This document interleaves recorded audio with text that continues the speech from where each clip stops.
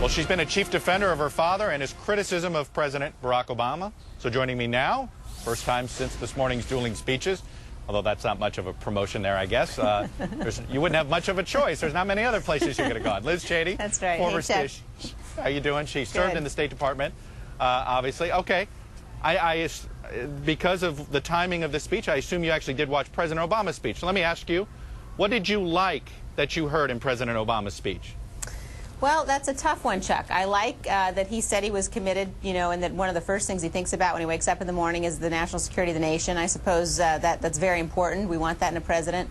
But I was very disappointed in the extent to which he didn't answer some questions I think many of us had been hoping to hear him answer. You know, he didn't explain why, you know, there he was at the National Archives where the documents my dad is asked to have declassified actually reside, and he didn't explain why he won't declassify those documents. He didn't explain what's going to happen to the terrorists at Guantanamo when those third countries that he says will take some will tell the Obama administration what they've been saying for many years now, which is no thanks. We don't want hardened terrorists on our soil. He didn't explain how it is that he feels so confidently that America's court system actually is sufficient and is set up to be able to handle these terrorist cases.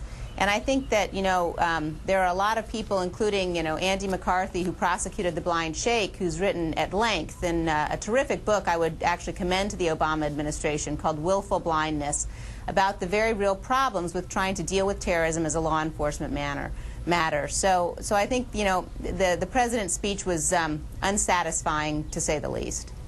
Now, in your father's speech, he made the case that there was no room for moderation. What I was struck is, and this is that President Obama's speech sort of framed a debate as saying, you know, some people want me to do this on the left, some people want me to do this on the right, and he was looking for middle ground. Your father said no middle ground. Is that I mean, there is no middle ground on any of these issues, on interrogations, on Guantanamo Bay.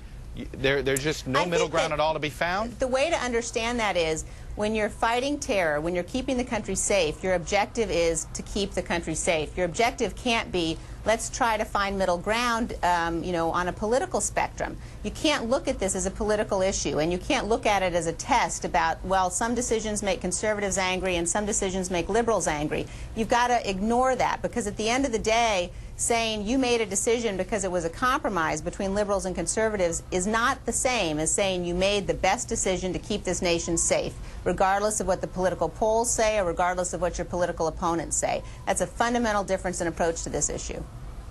Now, want to go to, obviously, the New York Times reported today about the fact that, what is it, about 1 in 7 of those that have been released from Guantanamo Bay have returned to the war, right. Have returned to fighting America in this war.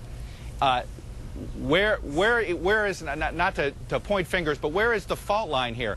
Was it a mistake to ever release them in the first place during the last administration? Yeah. Or so what's the answer here? Well, I think you heard some of that in my dad's speech. You know, during the last administration, we believed, frankly, that we had gone through a very clear vetting process, that the terrorists that we were dealing with at that time were a much larger group at Guantanamo. But even among those who were deemed to be not the most hardened cases, 14% of them returned to the battlefield. And what that ought to be is a very strong cautionary note for the current administration, because the people that were viewed to be sort of the less dangerous of those detainees have already been released. So as they're talking about releasing further detainees, I think they've got to anticipate a much higher recidivism rate given the nature of the people who are still left in Guantanamo.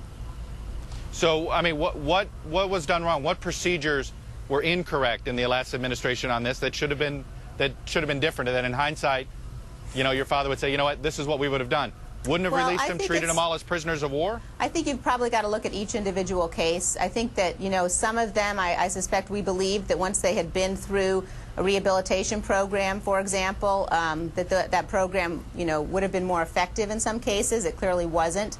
But I think what it shows you is why it's so important that we have Guantanamo, and why decisions about what to do with Guantanamo shouldn't be made based on sort of what they're saying about us in European capitals, but they ought to be made based on why you've got to have a facility to hold people who are enemy combatants of this country and who, if released, will return to the battlefield. And it shows why President Obama has gotten himself into such a difficult situation by saying he absolutely will have the facility closed by next January. Well, obviously, the Vice President thought it's a mistake to close Guantanamo. The President believes it is a symbol. I mean, that shouldn't have entered into the calculus at all, the fact that it had turned into a symbol, even though I do believe the President seemed to make the case, hey, we're going to have Guantanamo North or Guantanamo East or Guantanamo. There's going to be another Guantanamo-like facility because he said there are a group of folks we can't release. Right. Yeah, I mean, it seemed like that. Go ahead. Sorry, Chuck. At the end of the day, I think that every president has got to decide how much he's going to listen to protests from Europe and protests from countries outside the United States. And if you look, for example, at what President Reagan did, who's now remembered as the man who ended the Cold War, he was faced with tremendous protests throughout European capitals over issues like deployment of missiles. But at some point, the American president has got to say, look, I know this is going to be unpopular, but it's necessary for America's national security. And I think that there's a real problem if you're listening too much to sort of the opinion pieces and, editorial columns written, in Le Figaro, instead of saying, what do we need to do for American security? Does the Vice President believe, or do you believe, that it was a mistake that this debate didn't happen during the campaign? I mean, it struck me that this was what we saw today would have been, had your father run for president, that we would have had this debate more clearly defined during the campaign. Was this a mistake, do you think, on the Republicans' part? I think that it serves the American people better to be able to have this kind of debate. So, yes, I'm sorry that we didn't have it during the last campaign. I think it's a critically important debate, and I think that, what you saw today, I suspect that most Americans who watched it felt like they got a much clearer understanding at the end of both speeches about where both men stand on this issue. So I think certainly that kind of substantive engagement helps and is a benefit in every political campaign. I do agree it's too bad we didn't have it last time around. Liz Cheney, I know you have to run, but thanks for joining us. Great to be here. Thanks, Chuck.